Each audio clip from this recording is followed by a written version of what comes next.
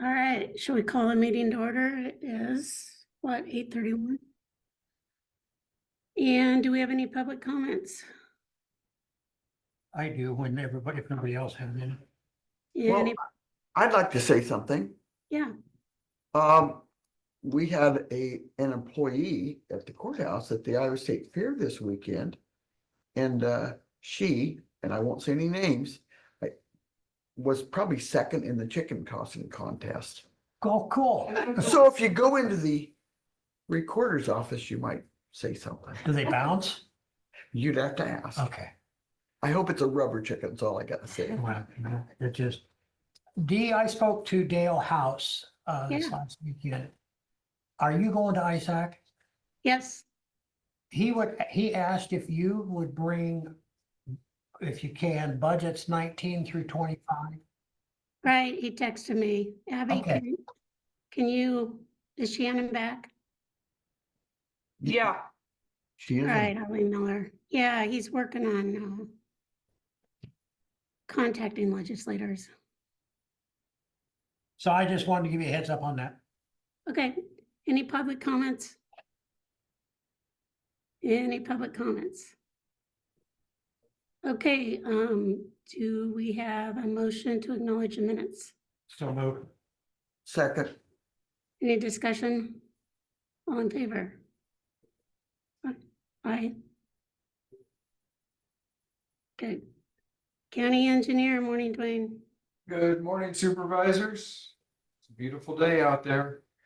I was thinking Hopefully Mr. it's gonna be Rogers a was nice, say that. hopefully it's gonna be a nice week. It looks like it's Really? supposed to be. And if that is the case, we will get a lot accomplished on Palm this week. We've got some rock to finish putting on, some ditches just to get dressed up, and then we've got some cleanup to do over along Fry's property where he allowed us to borrow a lot of the fill material, so we're gonna, basically in horse trading, we're gonna do some cleanup of the area that we used as the borrow pit. But hopefully, if everything goes well, we'll be a long way towards having that done by the end of this week. I mentioned last week or the week before about a couple of big pipe that had collapsed, that we were going to look into rail cars.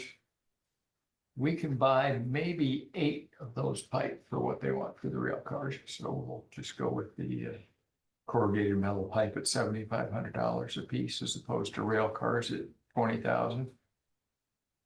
Seems every county in the nation now knows that they're a handy replacement for corrugated pipe, and they are no longer a cheap commodity, which, that's, we found that on a number of things that used to be handy little workarounds to save money, but so we'll get that taken care of.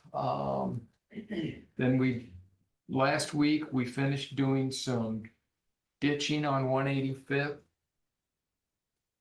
east of the pavement section by Vedic City. And even though it appears the road is thinner and more narrow, it is not.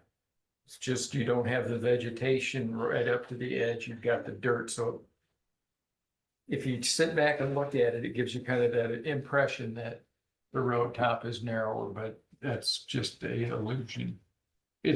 Thomas and I went and checked it this morning. And then somebody believes that the county landfill is on Airport Road. We've been getting complaints about tires and garbage being dropped up there between the airport and Highway 1. So, you know what, that must be the fad of what's going on, because I know the city fixed the fence there up south of the school administration building. You know, they made so people couldn't drive around. So this morning, whoever it is just dumped it in the road. nice. That's really all I've got. We've got a couple of items on the agenda to discuss. Okay, Shut my mouth so we can get to them. discuss and consider applying for rail crossing elimination grant. Dwayne mentioned this to us last week, so I went to the Zoom on Wednesday with him. And he had, what, there were 3 people from the railroad Yes. on there, and basically they have 3 possible grants they could apply for. The first one is due September 23rd. So the timeline's extremely short and fast. It would involve, it's a elimination, a railroad crossing grant. And the gentleman on the Zoom strongly recommended Pine. Dwayne, you can talk about the rest of it, benefits. I called or talked to 6 people that I know would be directly affected by it, and I'll tell you what they said after he goes through more of it. Yeah, so the grant is effectively, it's a safety grant to eliminate at-grade rail crossings. And the federal government has, I don't know how big their pot of money is. They have money available for grants for rural rail crossing elimination. The BNSF thinks that we would be a good candidate for it. And what we would do with that is close at least one of the crossings east of Fairfield. And then to make up for the lost capacity of that rail crossing, the main ask for the grant is for the money to reconstruct the Nutmeg underpass to make that so 2 semis could pass. So more or less to increase the capacity of that underpass, which is a non-conflict crossing, and eliminate at least one of the crossings to the east that provide more risk. But Dwayne, I heard him say specifically it would have to be Pine. Pine would be the logical one because it's the nearest. So that makes the most sense to close that one. If we closed more than one, it might improve our chances of getting a grant, because these are very competitive grants. Pretty much everybody in the nation that has rail crossings or the possibility of a project would be applying for it. So the bigger carrot we can wave in front of them, the more chance we have of getting approval. But at the least, eliminating Pine would be the minimum requirement that we'd have to step up to.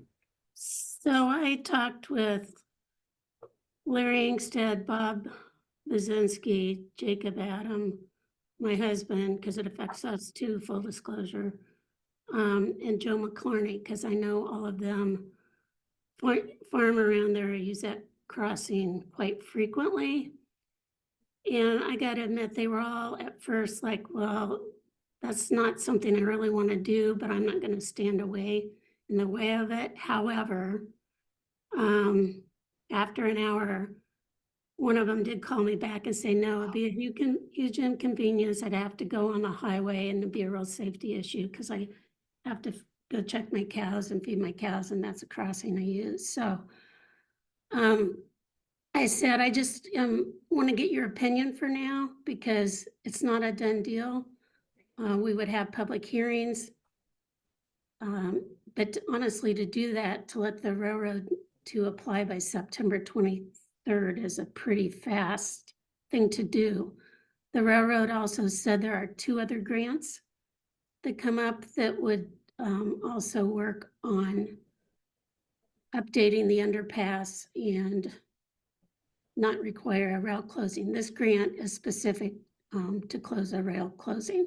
It's part of the American infrastructure money. And so there'll be this year and 2 more years of it. Yeah. Grants coming. So yeah. So Dee, Yeah. I guess I'm gonna throw Dwayne under the bus here, but I remember in the conversation we initially had, Dwayne, that the railroad informed you that they would pick up the 20% if we closed a crossing, if we don't close a crossing, does that mean we would have to pick up the 20%, even if it was a different grant? Correct. Okay, And- and then the other question I had was, how long would it take to update that underpass? Which would impact harvest and so on and so forth. That was a big concern, time of year it would be done. Yeah, I would suspect, much like the Libertyville Road Bridge project, that you're gonna have a full construction season into it. It's not a simple project, because they're going to have to maintain rail traffic That was my next one. while they're reconstructing the main lines of the railroad, so. You know, my suspicion is they're going to have to do some type of bypass, temporary rail. Because I don't think they can do it half at a time and maintain traffic even on one. That's just a very, very constricted work zone, you know, from safety and, you know, structural, I would suspect they'd have to put at least one rail off either north or south of there, which, you know, it's gonna close, it would close Nutmeg while it was under construction completely. But the other issue with that, the 20% match is just at a guess, you're looking at $2.5–3 million. So a 20% match, $500–600,000 of county money for something that benefits us somewhat, but not a lot. I Yeah. asked Bart to check into the accidents, and he said he couldn't find any accidents at the underpass. The accidents have been at 200th and Nutmeg. And my concern is, because I drive that every day, is that traffic, as long as they follow the speed limit, you can cross. However, my concern is if you widen that, people are gonna drive fast because they know there's two lanes and they don't have to slow down, and that could be another safety issue. Although on the other hand, it'd be nice to have it wide, so there's no easy answer. But I wanted to make sure the board was aware of this. It's not high on the road department's list. It's just the opportunity is there to improve it. If we can get it done for free with little inconvenience or cost. You know, I feel it was something that I needed to make you guys aware of, but that's really, this one's your call.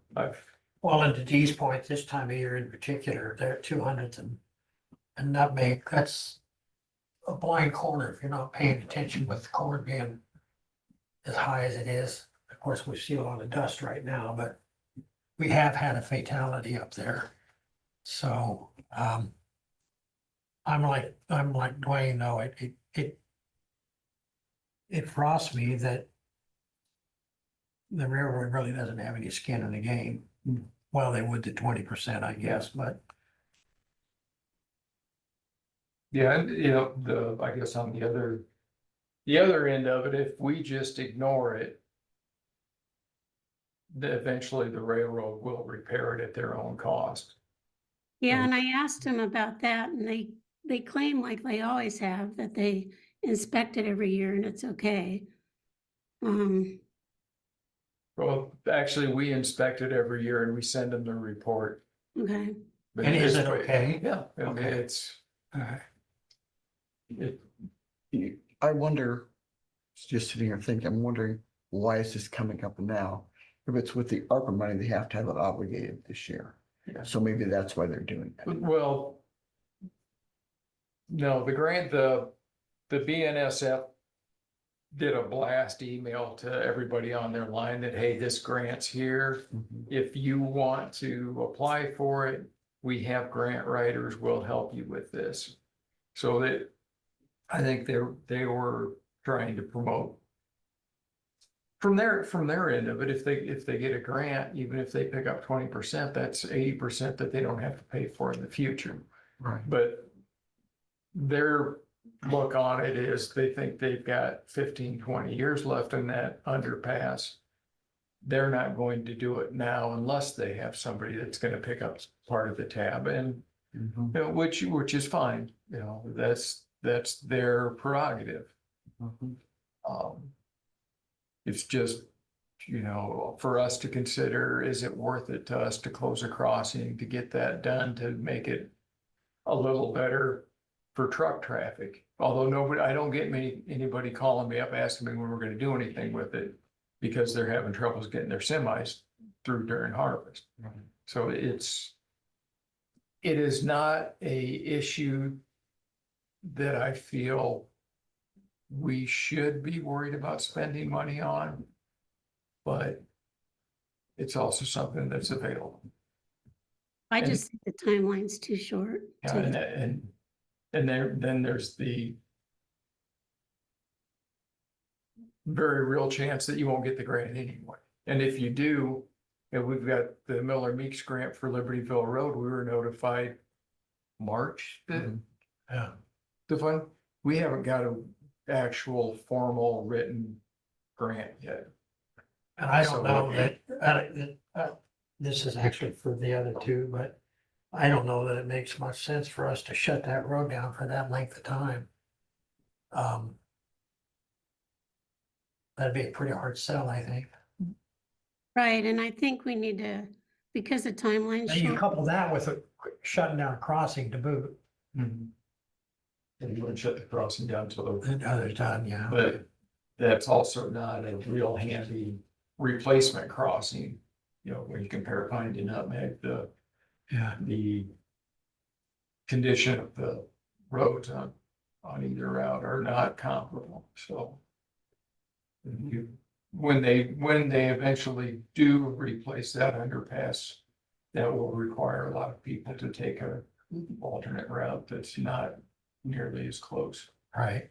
Well, you mentioned too, Henry County was wanting to remove pine from the farm to market, from their farm to market, Henry Jefferson. or Henry, what'd I say? Um, Well, okay, yeah, Yeah, and I've looked at that, and from our standpoint, since we added 218th to the farm to market, it would make sense to do that. but we don't need to close the crossing. We don't need to close the crossing. It's not it's not a truck-friendly crossing. It's very steep, very sharp grade break, so anything over a straight truck would have issues with dragging. Wanting to remove that from the farm to market is basically so we can use those miles elsewhere. Mhm, yeah. To me, it makes sense. And I'll get a formal write-up for you guys later, probably September, which isn't that far away, to look at Peach going north. Is with the hog operations and feedlots up there, that gets more heavy traffic than what we get on Henry Jefferson, and I think it's 195th. So that would be what I would propose to the DOT for doing the swap. Cause they're both about 3.5 miles. So usually if you're just trading miles for miles, they're usually pretty favorable on that. But that would allow us to use farm to market funds on Peach. So we just want to table this? we don't have to take any action. I just wanted to Okay. make sure the board was aware of it and that I had contacted the people that I know that are mostly affected. Okay. And again, the railroad said there are a couple other grants that they might be able to accomplish only the underpass part of it on their end, so they may come up with something else.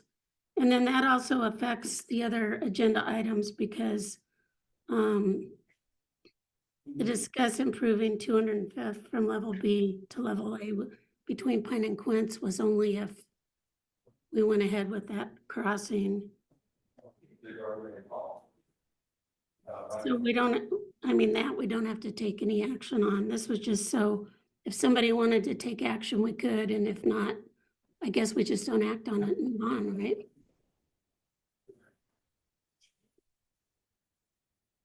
So I'm not hearing any motions unless I missed them. So shall we move on? I think so. I think so, yeah. Okay, so, Dwayne, we can again discuss improving 205th from level B to level A was only with the other ones, so we can skip that one too. Is that okay? I'm fine with that. Okay, so we're gonna go to discuss and consider moving file cabinets out of old assessor's office. Lee? Yeah, so, we had done this a week or so ago but Jennifer was out of town or anyway, wasn't able to talk to her about it, and obviously we need to talk to her about it, but also in the same breath, so to speak, Dave mentioned or indicated that the county has spent $24,000. We hired a firm to come and dry this building out, and they put stuff in it, and I don't pretend to understand the process. But with the file cabinets and stuff lined up against the wall down there in the old assessor's office and in the inner office as well, the process isn't going to work. And so we need to move those file cabinets. We need the space anyway. And I had talked to Jennifer a couple years ago, where I came back on the board, just throwing things out there. We have space at the Maple Street building, the old Fairfield Clinic building, that would be under lock and key. We would move that under your guidance. And we would pay the cost of moving all that equipment, and we would have, again, it would be under lock and key and you would have access. And it would be below RC&D Pathfinders. So there's always somebody occupied. Well, that's not true, not 100% of the time, but it's like here, not 100% of the time is the building occupied, but most of the time there's somebody in the building. Adult parole or not adult, juvenile probation is there. Pathfinders, DHS. Is anybody else there? Okay, And Pathfinders and Troy do not have a key to that area. okay. And Dave, at the request of Susie, I went to Dave. Dave is looking at or trying to locate some folks that would make the move and get us a bid on the move. I don't have any of that. But I wanted you to be aware that we, you say, if for no other reason, because we've spent that money to drive this building out, it's not gonna be successful if we get them moved. And so we need to do that.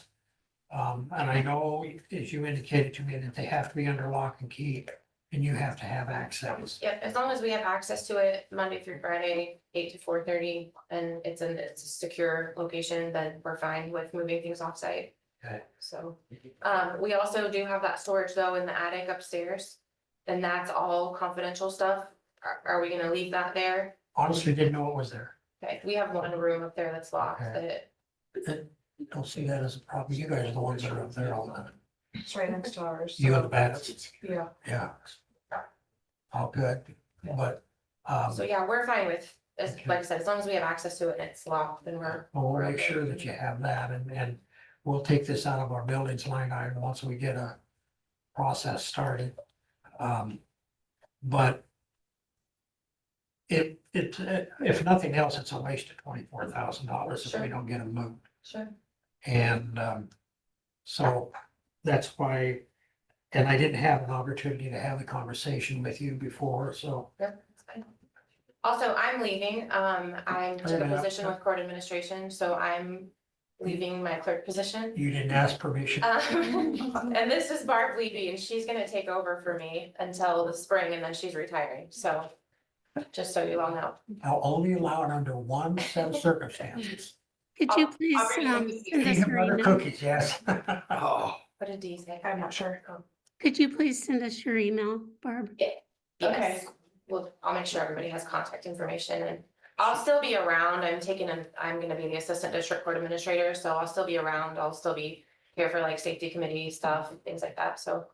I'm not leaving completely, but Barb will be the new clerk here in a couple weeks, probably. We don't have She a date makes yet. the greatest peanut butter cookies, bar none.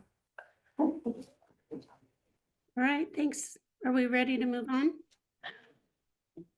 Okay. Discuss and consider paying tree removal bill for conservation. Is Sean there? Thank you. Thank you. You're welcome. So I put this on there, there was an email from Sean and he's here and I needed a little bit of, I remember the conversation, but I didn't, so that's why I put it on, Sean. Well, the first correction I would mention is this is not for my department. This is the property that the Bonneville cabin sits on by Waterworks Park. It is county property, but it's not conservation board Okay. property. This happened, similar situation happened a year or two ago, a big dead tree. There's homes on the south border of this property, basically right on the line. And a big tree fell from the county property onto the private property, basically, and was threatening the home. And I think she contacted the Board of Supervisors, and then you said, Sean, can you go look at this? We don't know trees. I don't even remember which one of you I spoke with, but there was probably a concern, rightful concern, and this board paid to have that taken down safely. And this is the same situation this summer. It's the property to the west, different property owner. And I'm not sure how they got my phone number, because I don't think it came from you guys, but they have a big hickory tree that has fallen into some other trees, and now there's the potential that those are gonna fall onto his home. And he had contacted a tree service. They gave a quote of 1,500. I went and looked at it, and we have to do the same thing. If it's something we can't safely take down, that needs a bucket truck or something, then we hire a service. But I thought the quote he had was high, so I checked with another service and basically came up with $100 cheaper quote, which was $1,400. But I didn't want to be I would prefer that our department not pay for it since it's not one of our properties, but I didn't want to say, go ahead and send the bill to the supervisors without your input. Yeah, So that's where we're at. we did this a couple years ago, so I think supervisors need to pay for this, and we appreciate you, Sean, looking at this for us.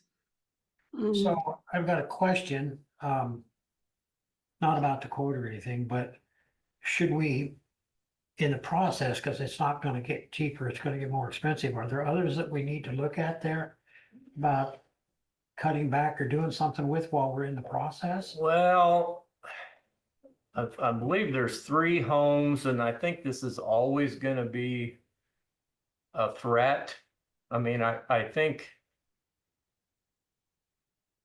it might be cheaper for the board to clean them up as they come rather than clear a safe, like the high lines, they clear everything out.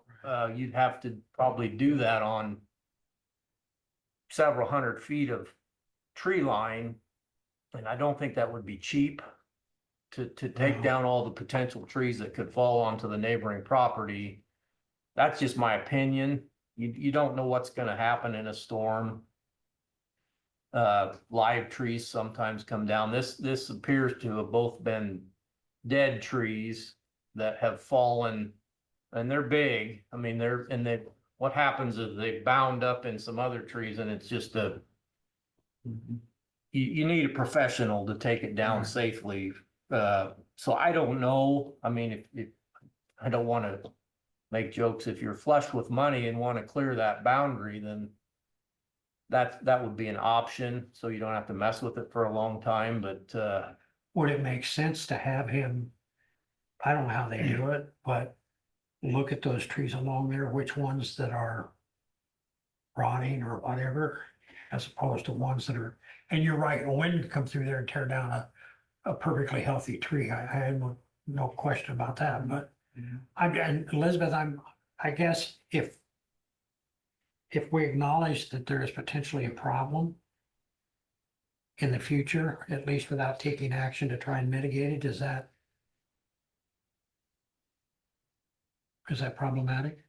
I mean, I guess I can only speak generally to like the duties of a property owner to maintain, to take care of the trees. And I do think that you do have a duty, like if you know that a tree is dead or you know that there's an issue, you do have a duty to do some kind of remediation of that tree.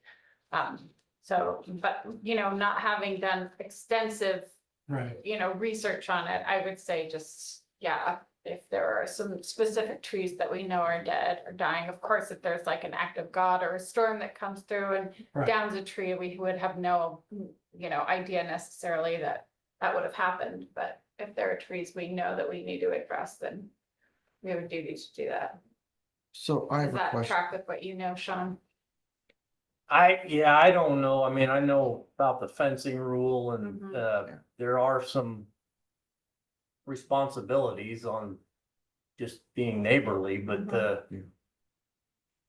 I also know what it would probably, if a guy spent the time to go through that whole tree line and pick out the hazard trees, he's not probably gonna wanna do that he'll want a fee for that as well, and then, like I said, you could get into,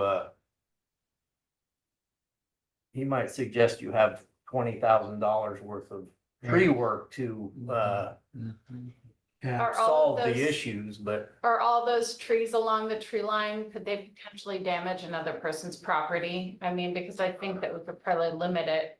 in that well, respect, that's too. kind of how we do it in the parks. If it's obviously all the dead ones we consider hazards. So if they're along a Right. road or hanging over a building, or the campground, we try to take down the dead trees that we think there's a potential to fall. But we don't take down every live Right. tree just because a storm could come through and Right. fall on a camper or a tent or on the road. That 'Cause- would only happen if. Well, that has happened. Mhm. We've had live trees come down. There's no way of knowing. Yeah, that so ahead of time, I though. think it might be good to, at some point, maybe have a professional person look at the situation and maybe research as an attorney what the actual responsibility is in this situation. I think when it's county conservation board properties, we're pretty accommodating to our neighbors, whether it's a fence or if they have a tree of concern, sometimes we will take that down for them. Just like I said, to be neighborly. I don't know if there's a legal obligation in all situations, but I know there is with the fencing, but. I do think that there is to a certain extent with trees. I can continue to research it, but I would say if there's a tree that we know is hazardous or dead. And it will, when it falls, it is a potential hazard to other people and other people's property. Well, I think Say that we have that's to- what we have With this. before you. Yes, it's, if you want to go look at it, that's fine, but you look and all the stuff that this has fallen on is now leaning out. I think a professional tree service can take it down with a bucket truck safely but at some point it's probably gonna come down. And then you might be responsible for repairing his home as well, which would be a lot more expensive than $1,400, I'm guessing, but. Well, Suzie, you gonna see? Like to. Sure. So that kind of- Sean, when I look at this, it says that we should cut the tree down. But it also says that the owner will clean it up. Now, if it's our tree, shouldn't we clean it up? What if the owner would get hurt cleaning it up? Doing it on their property for us, and Well, I think since he has made the offer to do that, Mhm. that's his property. Once it's down and I mean, I have emails that state yeah, that. I just wondered, because I was just reading this. Yeah, and I think he just wants he burns wood or someone he Oh. knows that's why He he's wants the offering that. salaries He to doesn't go wanna on. pay to have it safely brought down. But and I think that would make it cheaper for you, because if I go back and say, well, we have to clean all, the tree service has to clean it all up, that cost will go up. That was just a safety Yeah. concern of mine. And that's a valid concern, but I do know Ed, and yeah, he'll burn it. So, yeah, I think at some point, no, we're not. I think if we were like forcing him to do it, then he might have a responsibility, but the fact that he's offered that, and I think he's offered that knowing that's a cost savings and it benefits him. Yeah, I don't know, that's more of a legal thing too, but I think once it's down safely on his property and he is okay with that arrangement, then we're off the hook, that would be my Yeah, I guess. think we're good there. so it You want looks to like fire? we should just be dealing with this one tree and then come back and deal with the others later. Yeah, I agree. Because we should probably go look at the others. Yeah. Anybody want to make a motion? I'd make a motion to accept the second quote at $1,400 from Mark Brown to remove the tree in between county property and property owner, adjacent property owner. Do we have a second? To remove it or to, Well, to cut the tree down. okay, cut the tree down. Yeah. Okay, I would second that. Any more discussion? All in favor? Aye. Okay. Make committee reports. I had mental health governance board. Everything's you, put Sean. on hold until more happens. Our area, and Sandy, you're on, chime in, is in a good position as far as the redistricts were drawn. The big concern seems to be children's mental health. There's not much representation. So it's pretty much from that. Dee, Yeah. how big is your governance board going to become? Oh, Right. I haven't even delved into that. I don't think it's a size. I think it's the individuals. I know the number of supervisors goes down. Sandy, do you have that memorized? Who's all on it? She said that her microphone is not working, the Oh, okay. other message. Lee, I think it's pretty similar to what it is, a little bit of differences. I can check, but I know the supervisor's role goes down once again. Well, that was where I was at, was that we eventually would not have basically anybody on there, I suppose, and all these stakeholders.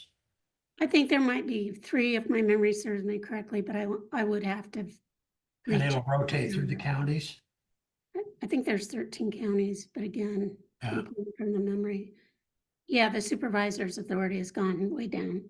Right. Okay, I knew we had 3 on. I didn't know with the increase in the number of counties, if that changed or anything. I just, No. What other committee reports are there? I had a workforce meeting, I think it was on Wednesday or Thursday, I can't remember what. And it was just a continuation of how to cover the counties or the outlying cities, small towns when there's a layoff of sorts, That's all it was for. I went to Batavia City Council meeting on Monday to discuss our EMS levy with the council and take any questions they had. I thought it was an excellent meeting. Tom set it up for me, Tom Drish. Tuesday, then I went to Packwood, met with city council members up there, discussing the EMS levy and asking for their help as well. Had a Rust Board meeting on Wednesday. Not anything out of the ordinary there, just pretty much straightforward stuff, other than our executive director while fueling his truck slipped and fell on some gasoline that was left by the previous motorist and hit his head and banged his shoulder up pretty good. So we're going through that process. Then Thursday mornings, Dee and I were at an EMS advisory meeting and discussed the EMS levy and their help and Chris Estel and, Shelley and I believe Stacy Worley are going to put together some, how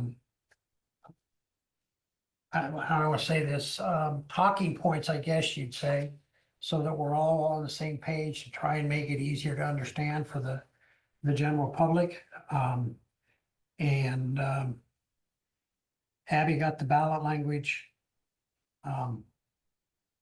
posted in the newspaper, so we're moving forward. I've got city council for Fairfield on the 26th, Farm Bureau on the 5th, and Libertyville City Council on the 10th of September. And I've yet to contact Lockridge or Pleasant Plain. Thanks for doing that, Lee. Yeah, Claims, allow claims and approve reports.